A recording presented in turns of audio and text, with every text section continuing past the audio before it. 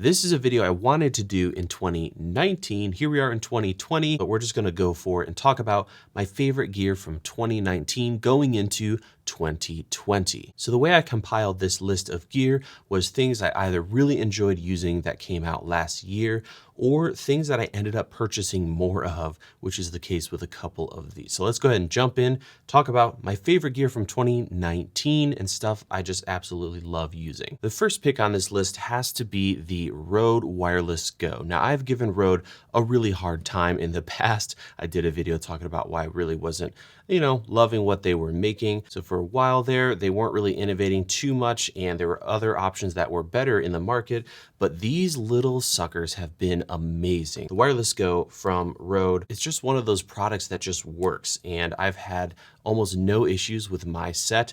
In fact, I love them so much that I went out and bought a second set so that we can, mix and match how we're using these amazing little tools. I've got some content coming up on these and really digging them. Speaking of Rode improving on their products, I have this guy, which I purchased recently, the new Video Mic NTG. So we're going to be covering, let me turn it around so you can actually see. We're going to be covering this here in a little bit and kind of compare it to some other microphones and see what this guy's all about. The next piece of gear that I really enjoyed last year and will continue to enjoy is the Aputure Emcee. So I actually have one right behind me here, kind of giving us some exposure on the background there.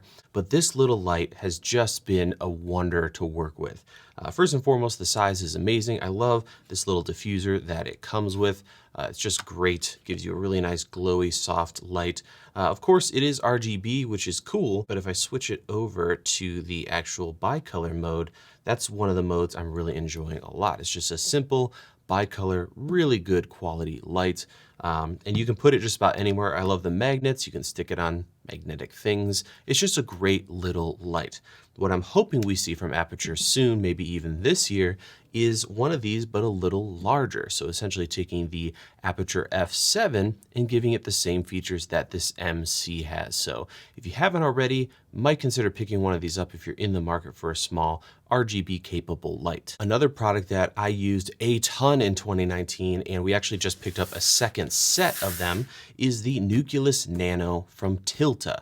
This is a really amazing wireless follow focus system that's $229. This camera angle that you're watching right here, if I actually move this and have my assistant change focus, is using our second unit. So really love this thing. It works so well on just about any lens. So I'll go ahead and open this guy up real quick and we'll take a look. Comes with a super nice little case. I promise this isn't sponsored. I just absolutely love this thing. You get the controller as well as the motor and a whole bunch of other accessories. And another thing I love about this system is that it's expandable. So there are a whole bunch of add-ons you can purchase that will work with this system. We're going to be talking about some of that stuff here in the near future. So the Nucleus Nano is one of my favorite things from last year, hands down. And if you're looking for something to control those manual focus lenses, this is hard to beat. Next on the list was a larger purchase for me, but I absolutely love it. And it's made a huge difference here in the studio. And that is the Rhino Ark 2. This device has made B-roll so much more pleasurable or enjoyable to create.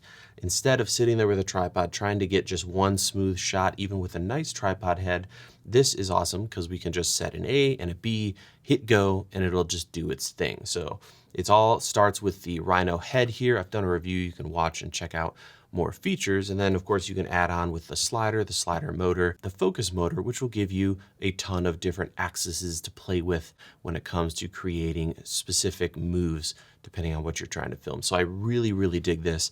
Looking forward to using it more here in 2020. Now let's get to cameras, and I'm going to save my favorite camera of the year for last and go through a couple other ones. So first I want to talk about the Panasonic S1. So I just did a review of this guy. You can check it out on the channel. We also have a camera guide for this guide, so you can learn everything there is to know about shooting the best video quality possible on this. There will be a link to that also in the description.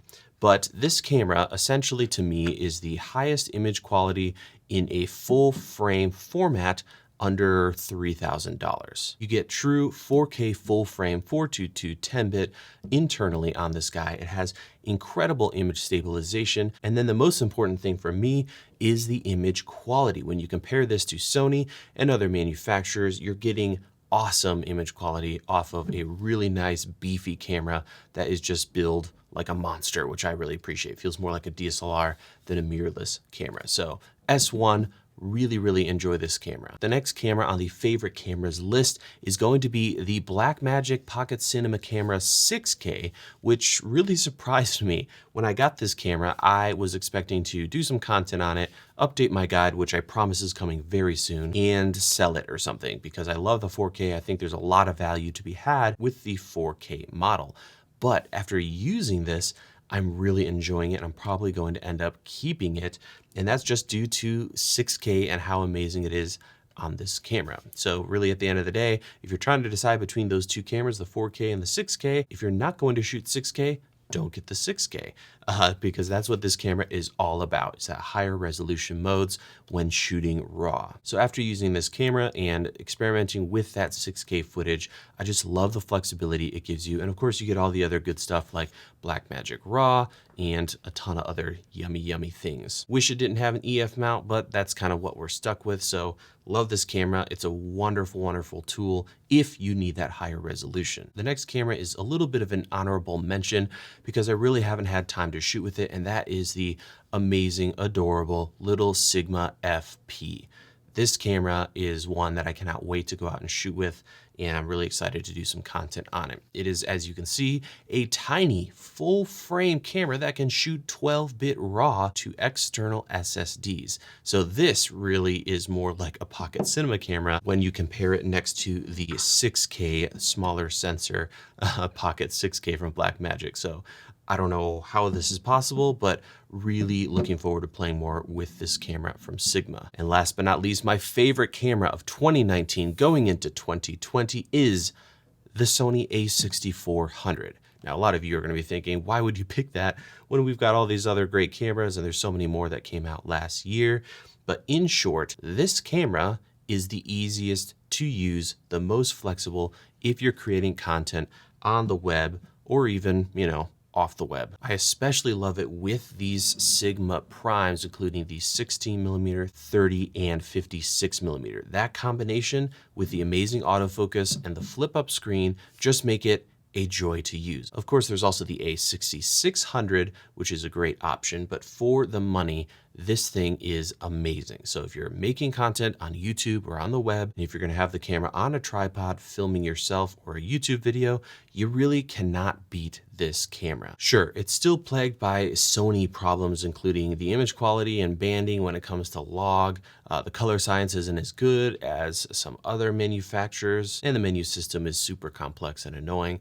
All that aside, when it comes to a budget-friendly option with a large sensor and using these Sigma lenses, you're really not going to beat this setup right now. So that's my list from 2019. Let me know what you enjoyed most when it comes to gear from last year. Stay tuned for more videos here at DSLR Video Shooter. And if you enjoy these kind of videos and want to support the channel, maybe check out our camera guides over at the Academy. And I hope you guys have an absolutely wonderful 2020. That's it for me. I'll see you in the next video.